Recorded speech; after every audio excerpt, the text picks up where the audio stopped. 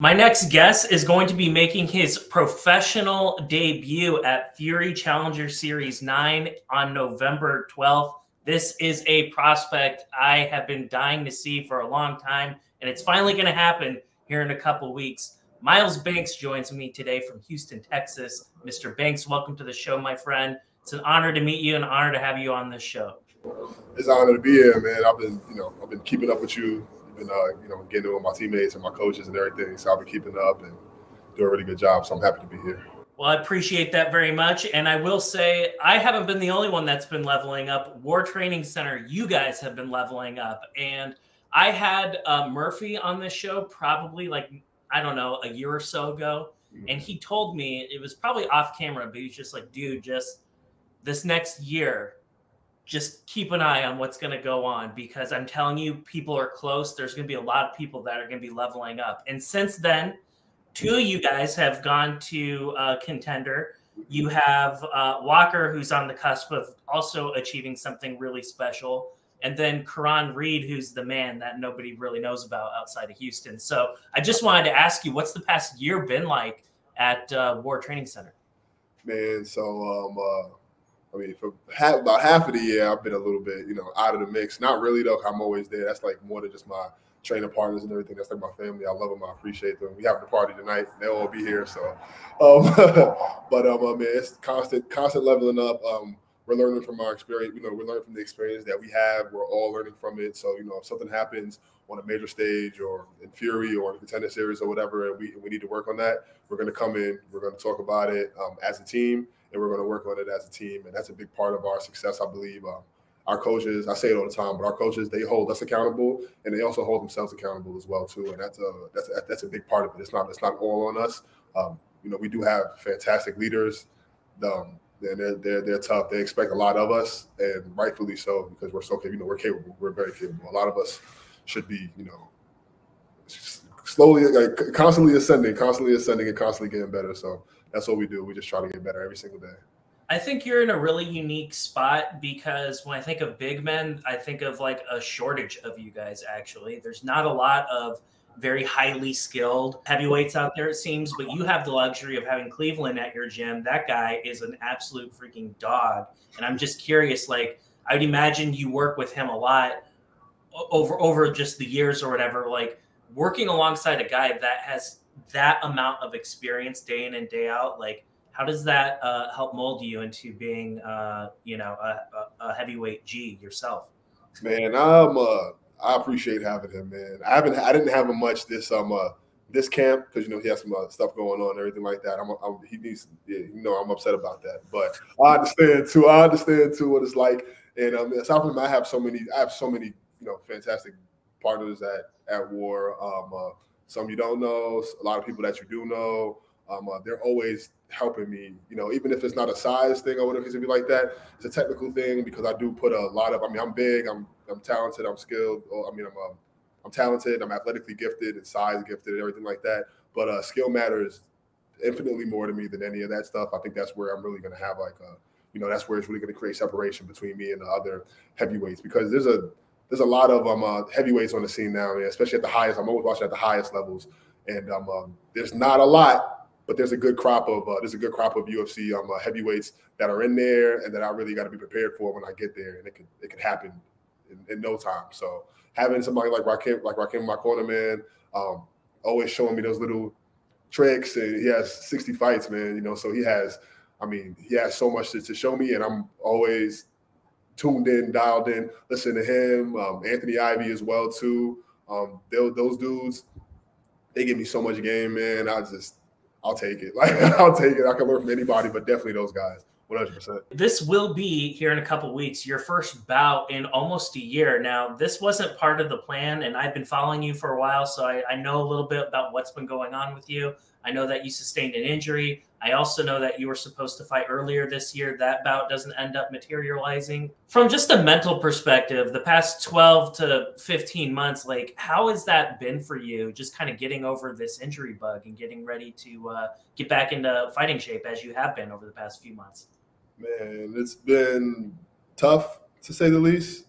It's definitely, I would call it, it's definitely been my toughest training camp so far, man. Just, you know, I basically took the fight right after I got cleared from injury. So I was still learning to trust my body, you know, in the ways that I need to be trusted, and just working on things and still going to physical therapy on top of training and, you know, my regular day job and everything like that. I got to about 300 pounds. I'm not a guy that likes to, you know, just be big for the sake of being big. So I had to bring that down, and now I'm back down about 60, you know, in the 67, 75-ish range. So not much of a cut. I've never done a weight cut. So this might be my first one. We'll see. We'll see. But I'm definitely much stronger than I was.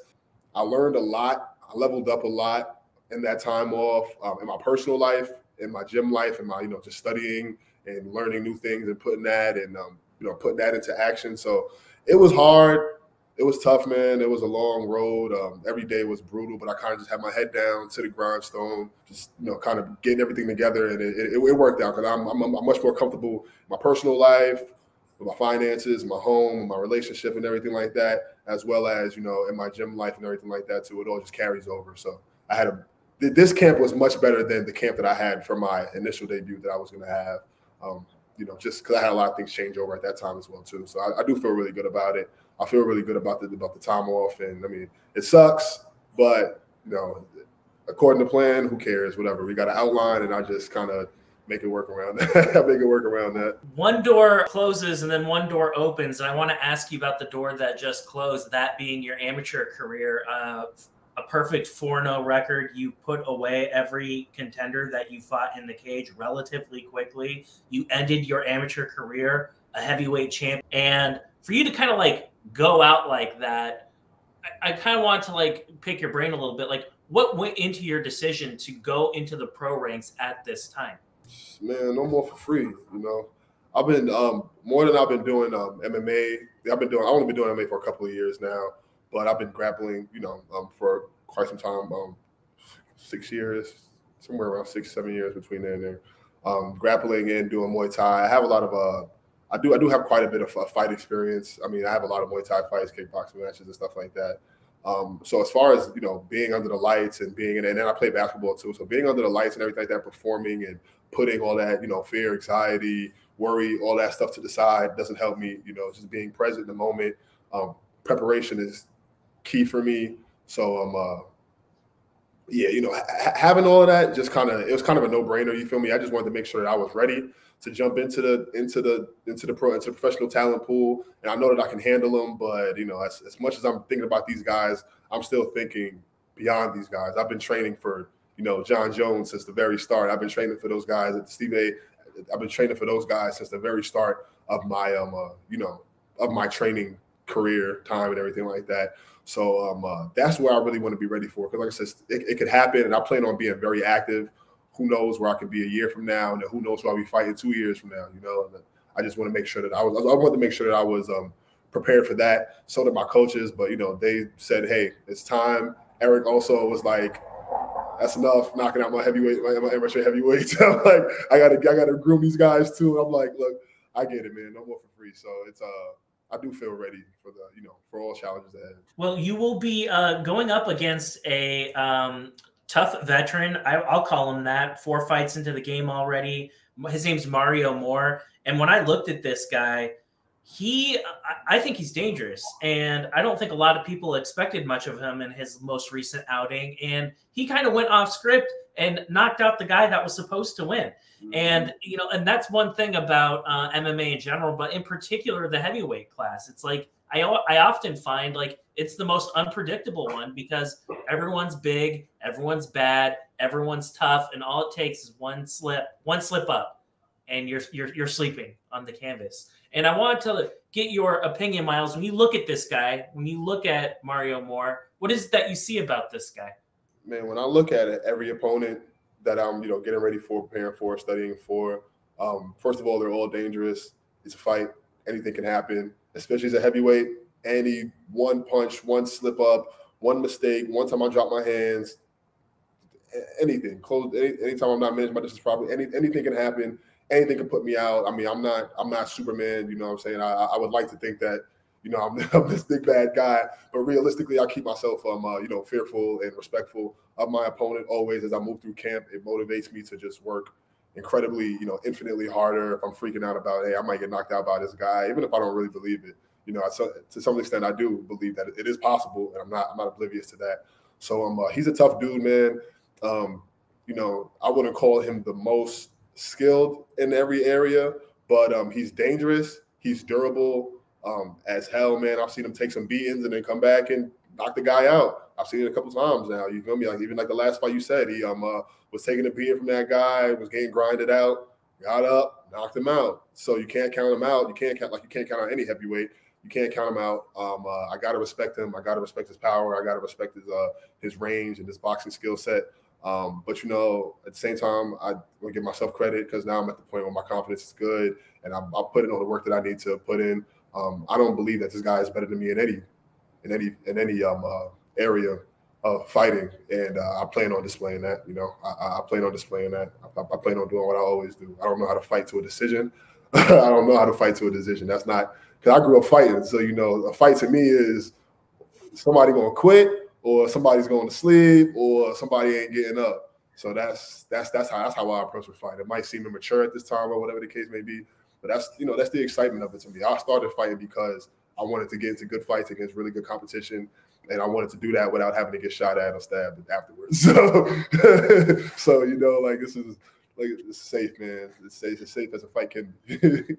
One interesting thing about the amateur rule set, like I've seen your fights before, and it's like you aren't in shin pads. I've seen you throw knees before. Texas is a little more relaxed about that sort of thing. Other states, they kind of clamp down and they don't like that sort of stuff. Mm-hmm. I think the biggest change for you is we go from 3 minutes to 5 minutes. Now, I'm in full recognition. People might laugh like, yo, this is a heavyweight fight, dude. This fight is not lasting 15 minutes. But from a training perspective, I know that you have to prepare yourself for a potential 15-minute fight. And from this training camp compared to maybe some of your prior training camps, you know, with making sure that cardio is there, does that change anything up for you from a preparatory standpoint? Not drastically. Because we have so many professional fighters at the gym, and we have so many fighters. There's always somebody in camp. So when we're training, when we're drilling, when we're sparring, we're doing 5-minute rounds. Unless we're doing like focus on me in the cage kind of rounds, then then we're going to do a 3-minute round because you need to understand that the smaller time frame as well too. But training for a 5-minute fight, I've been mindful of it. I haven't put in extra work, extra miles, conditioning my body a little bit more just to be ready, just to be ready for it. But I'm not going to treat it any different. I'm going to fight my fight. I'm going to fight, how I feel comfortable. I want to try to control the pace. I want to try to control the distance, control all that stuff, and do what I feel that I do best.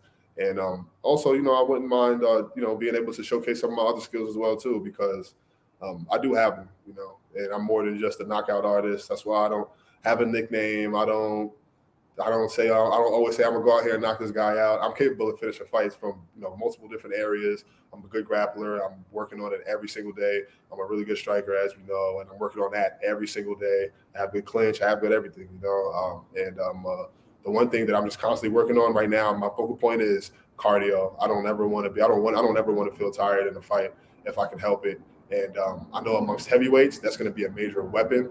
So as these fights go on, I'll be working on that more and more and more and more. It won't drop. I plan on it. It only elevating from here. When I look at you, it's like you have the look of a prototypical heavyweight champion. Like I look at somebody like you, and I'm like, we might have something here. You pass the sniff test. You're very physical. You're very fast. For somebody your size, like you check all these different boxes off for me. And that's why I'm so excited for this fight. Cause I'm like, man, like we get this fight and these are my words, not yours. But then after this, it's like, well, what's possible? And the heavyweight class, it's fairly wide open, I feel. And I just kind of wanted to ask you, for the people that are going to be watching you fight for the very first time, maybe people that are over here on the East Coast, like where I live, people that aren't from Texas that are going to be watching you compete in Fury, like what are some things that they can expect to see here in a couple weeks? Could expect to see pretty much everything that he said. I'm gonna come. I'm a bang. I'm not a boring fighter. I'm not a guy who's gonna come and you're gonna get bored watching me. I am measured. I do enjoy control, so I will try to control the action as much as I possibly can. But at the end of the day, man, it's a fight, and like I said, I have a vast skill set that I'm always working on. I'm constantly working on, and I'm not just some big guy, some strong guy. I'm skilled as well too. Wherever the fight goes, wherever any fight goes, I plan on being able to, adapt, excel, kick some butt wherever the fight goes, anytime. So that's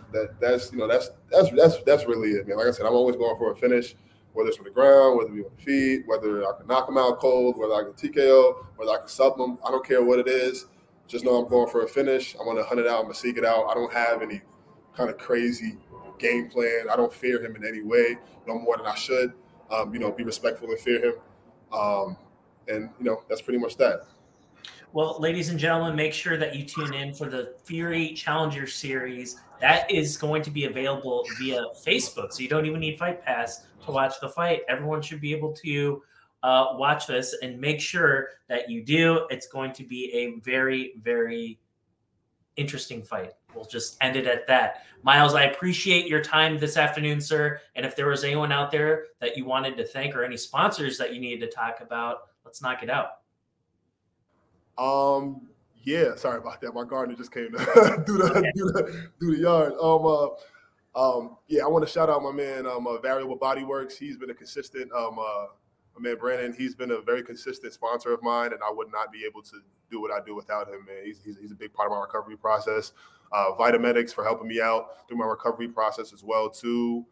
Coco Dream, it's my sister's brand, hair and face products and stuff like that. So check that out.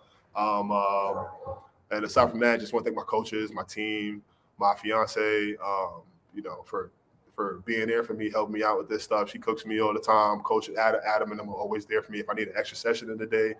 He takes time away from his family to, provide that for me. So I do appreciate that. I appreciate my War Training Center family as well too. Aside from that, I mean, nothing crazy, man. Myself for putting the work in. Miles, are you still selling tickets for the event, or are you sold out? Well, I don't have any more physical on me. I know they're pretty much due in like a couple of days, but you can still go on to furyfc.tv and select the November 5th card, select my name from the fighter drop down, and support, man. I also have these shirts for sale as well too. If you want anything, you can reach out to me on Instagram. It's Banks Marley, like Bob Marley, but Banks Marley. You can reach out to me on there. And you might even get to see my Halloween costume this year. I got a cool costume this year. All right. Well, we'll leave it up to mystery. We're not going to do any spoilers, but make sure that you guys, if you are interested in attending the event, it's very important that you select Miles's name in the drop-down menu. That's how he gets a commission for this. Spoiler alert, regional MMA, these guys don't get paid a lot of money. So make sure you do that. That's very important. Miles, appreciate you spending your afternoon with me. I look forward to having you back very soon, sir. Man, thank you for having me. I do appreciate it. Thanks if you watched, made it through the whole thing. Thanks for caring what I have to talk about. And, hopefully I could, show you guys something.